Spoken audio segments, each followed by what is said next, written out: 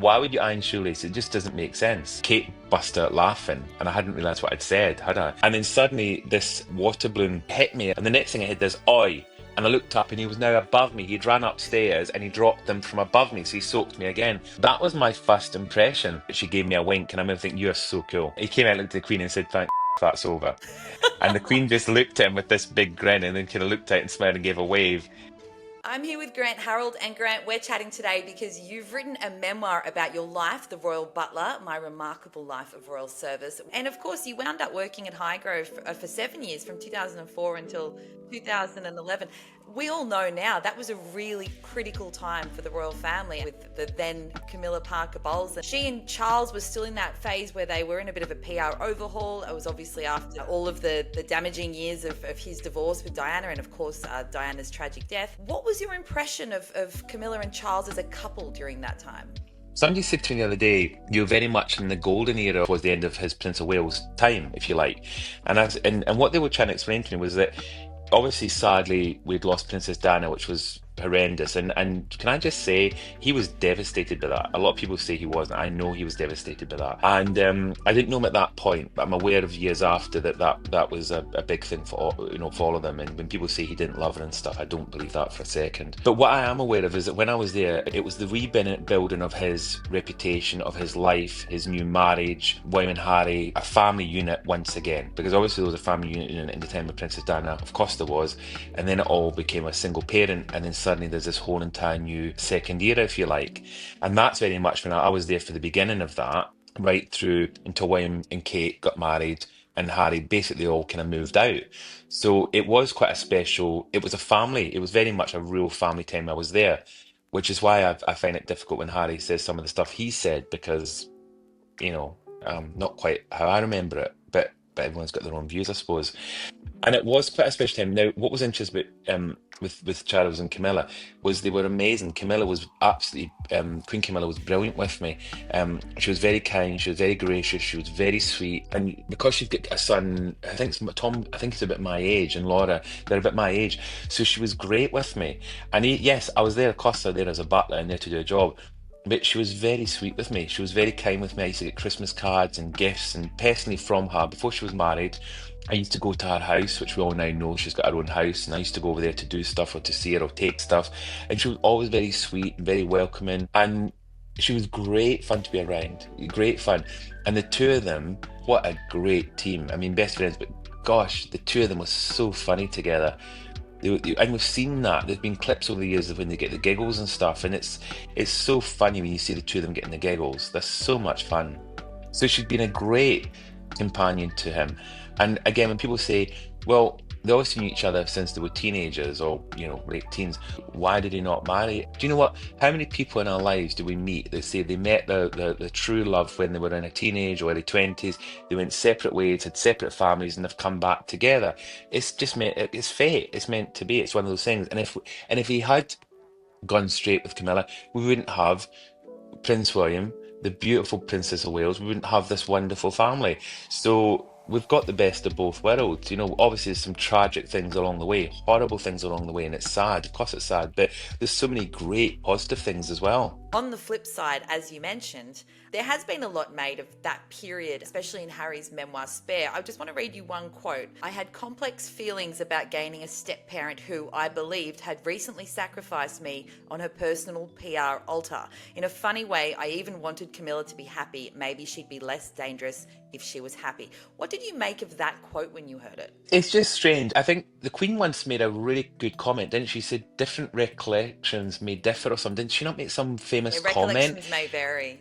Yeah. Thank you. That's exactly what she said. And I think such a wise woman, God, do we all miss her? That was a very good choice of words. And I think that's the perfect way to sum it up, is recollections do vary. And this is a perfect example, because my memories and hers are obviously very different. And I'm not saying that wasn't going through his mind. I don't know what was going through his mind. All I know, from my point of view and from what I witnessed, is they got on. He supported his father, he supported her. They spent time together. As a family, they spent time together. They went away together. They did stuff together. They went to Scotland together. They did events together. They supported each other. I never saw him refusing to do stuff or saying, I don't want to because it's hard or anything like that. When all this kind of came out, I was shocked. Now, don't get me wrong, because he talks about mental health, and and I'm fully aware. I've got some very people very close to me suffer from mental health, and you never know what people think, and you don't know what's going on in the mind. So I'm not disagreeing. That's why the Queen's choice of words were perfect, because it could have been through his mind, and people just didn't realise it. All I'm saying, from my point of view, is if that was the case, that wasn't what he was doing, because he was very much showing that he was so supportive of her. From Harry's perspective, as I said, he may have his own views on how he feels that the relationship was. We never had that. I mean, I've even spoke to one or two former colleagues who've also left, and we've talked about it, and we all agree we don't remember there ever being any issues or anything that was openly known. So it just seems strange as to why now he would attack her. It doesn't make sense. I think it's unfair judging her, because I've always said, unless you know her, it's really unfair, because she's one of the nicest, kindest people you could meet. She really has got no agenda. She's got, becoming a queen, doing the job she's doing. She never signed up for that. What she signed up for was to marry the man that she loved, and she loves him, and they're best friends. That's all she's done, and all she's done is supporting him. For goodness sake. The thing about the royals is that we for a long time, until the last few years, we don't ever hear that much about them personally, and particularly with them speaking about each other. We're always intrigued to find out, that public perception versus what they're actually like behind closed doors, and I think that's what we're so fascinated by. And in terms of that shift of public perception, no one has had a bigger shift than Harry, literally based on popularity polls, particularly here in the UK. So you met him though when he was the cheeky, beloved younger prince. Yeah, People yeah, absolutely adored him. yeah. So he would have been in his late teens, I believe. Late teens. And then of course, grew up while you were there. What was your impression of that Harry, and how did that evolve? Oh, fun, silly, comical, great fun. Didn't take life too seriously. Respected his oh gosh, respected his father beyond belief. Got on well with his stepmother. Was best pals with his brother. The best friend of Kate. Was always upbeat, fun, jokey. I'm fully aware that people can put on an amazing cover. I know this from first-hand experience. But again, was always the soul of the party. It sounds like you guys had fun together because you were quite young too. So what's your best memory of your time with Harry? With Harry, there's a lot of fun memories. There really is. So the first time I met Harry, I was in the kitchen at Highgrove talking to a wonderful, wonderful chef who's now no longer sadly with us, a wonderful lady. And I was with her, and we were in the kitchen chatting, and then suddenly this water balloon got thrown towards me. It hit me, and I remember I turned around and there was Harry, and I think he shouted "Ahoy" or something as he threw it, and I got a fright 'cause he had other balloons, and I ran through this door. It's a cupboard into like a storage food area, a ladder, I think is what you call them. And I ran in there, closed the door, locked the door, and there was a tiny little window. When I say tiny, I mean, you know, this kind of size. Right. And luckily, I don't know how, it was a little bit heavier then. I managed to get out this like a champagne cork. And when I climbed it, I shouted back through, I knew it was Harry, I knew who it was. And I shouted saying, "Get me now if you can," because I thought he was obviously a bit playful and silly. And the next thing I had this oi. And I looked up and he was now above me. He'd ran upstairs and he dropped them from above me. So he soaked me again. That was my first impression. And I remember thinking, God, you're so silly. I mean, so much fun. And William was very different. When I first met William, it was handshakes and, hello, I'm William kind of thing. I didn't quite know what to call William because Harry made it very clear he was just going to be a Harry. But when I met William, because of the future king and all that, I remember kind of saying to William, "How do I address you?" And I remember he turned around and he said, "Well, you just call me William." And because other people had called him Prince William. And he said, "You can call me William." And I almost said to him, I looked and said, "Well, you can call me Grant." I don't think that's the most silliest thing to say, kind of, you can call me Grant because you can call me William. So but it was a nice introduction and very kind of relaxed, but still, uh, more of a formal, if you like, kind of introduction. With Harry, it's these water balloons. As I mentioned, there is that shift in public perception now, but on the flip side of that, with the popularity polls, the Princess of Wales is the jewel in the crown, so to speak. Sorry, Mm, mind the pun. yeah, you're Uh, right. Now, of course, you would have met her back then when she was really coming into her own. She just sort of started dating William throughout that time, and Yeah. then now we've seen, how that's ended up. She's a senior royal doing a wonderful job on the world stage. But what about that young woman that you met back then? So when I first met Kate, I remember I was introduced to as William's friend. It was William's friend. It wasn't girlfriend, it was William's friend. And she was lovely. She was very softly spoken, beautiful smile. I mean, beautiful girl. The thing I liked about her was whenever she used to come to Highgrove, she would always come and say hello to you. She wouldn't just disappear. She would come into the kitchens and the pantries and the staff rooms, or you'd find her sitting in the staff room. She was just lovely. Just easy to get on with. You could talk about anything. And I loved that. That's what I loved about her. And you could also have a laugh and a joke with it. She was ever so funny. I remember sitting in the kitchen and we were sitting on these worktops, as you do. It's so funny when I think about it now. It reminds me of the kind of when you hear the story about Princess Diana sitting in the kitchen worktops chatting away. Well, they were sitting in the kitchen worktops. We were all in the worktops and we were just chatting away. And we were talking about getting older. And I said to Wayne was directly across from me and Kate was to the side.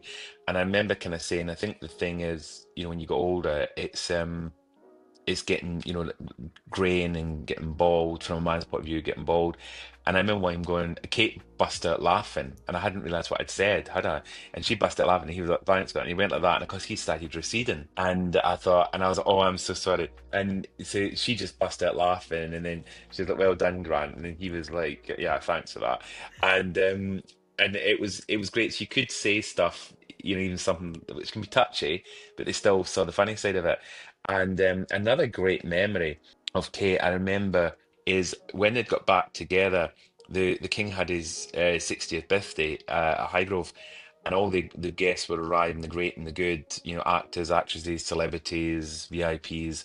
And I remember as people were arriving, I was in the marquee, and there was beautiful Kate standing there on her own, and nobody was talking to her. And I'd forgotten this, but the reason nobody was talking to her because nobody knew she was back with William. I knew she was back with William because the world didn't know they were back together. And people were ignoring her. People weren't even talking to her because obviously she's the ex-girlfriend, wasn't she, as far as they were concerned. So myself and my friend Jack, we went over and were chatting to her because we didn't want to stand on our own. It seemed a shame.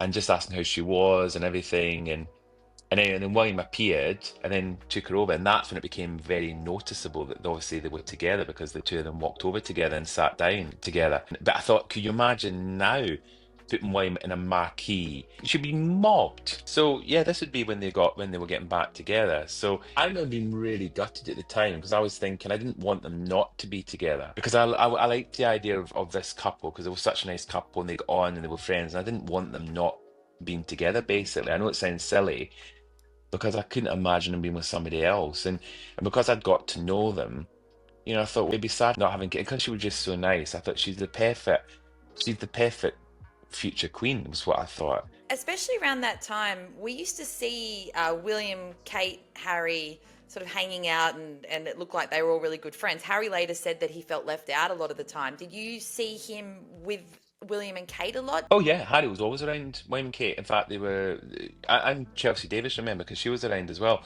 So they were very much spent a lot of time together, hung out together, went to the pub together because that was a local pub. Do they just pop to the local pub? Yeah, yeah. I just can't imagine sort of William or Kate or anyone turning up at the pub now. Do they have to clear it out, or do they just go find a corner table somewhere and keep their No. heads down? Let me tell you what happened. So I was still quite new at this point. It was my first year, obviously, and I can't remember exactly when, but it was my first year. And I was invited to go to the pub and to meet somebody for a drink. And I'll tell you actually who I met, and I haven't actually talked about this, and this will make you smile. I was asked to go and have a drink with somebody called Michael Fawcett. And I haven't talked about this actually at all. So you're getting a bit of an exclusive one. This one, Ooh, go on. he asked me to have a drink with him, which I thought was quite unusual.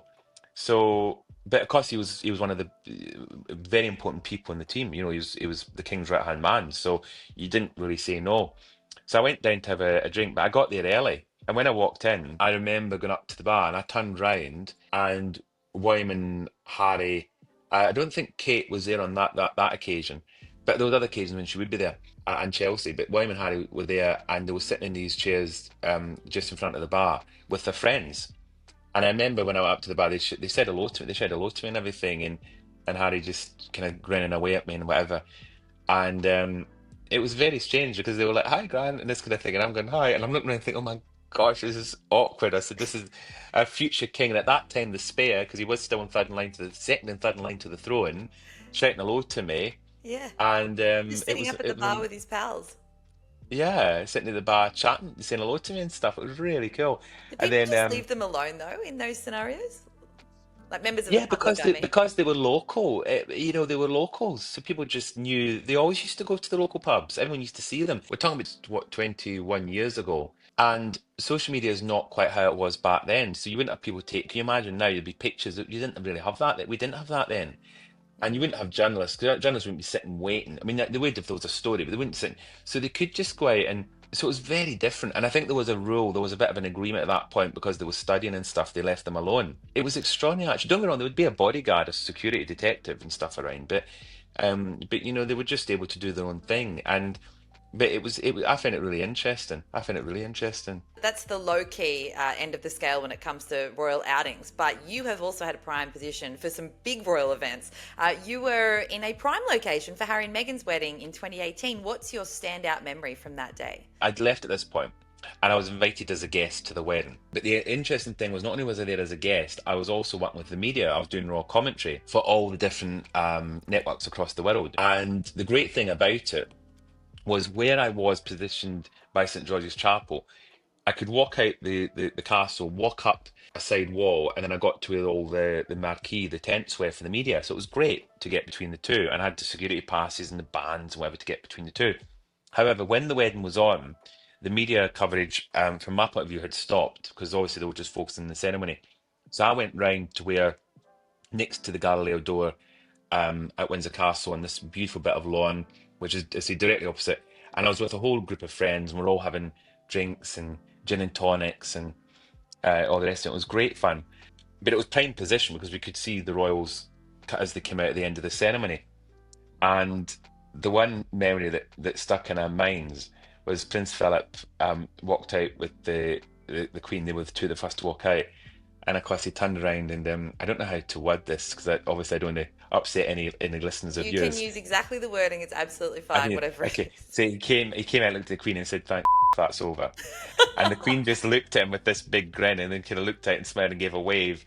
And we were kind of thinking, when you hear something, you think, ah, did we hear that? Did we hear that right?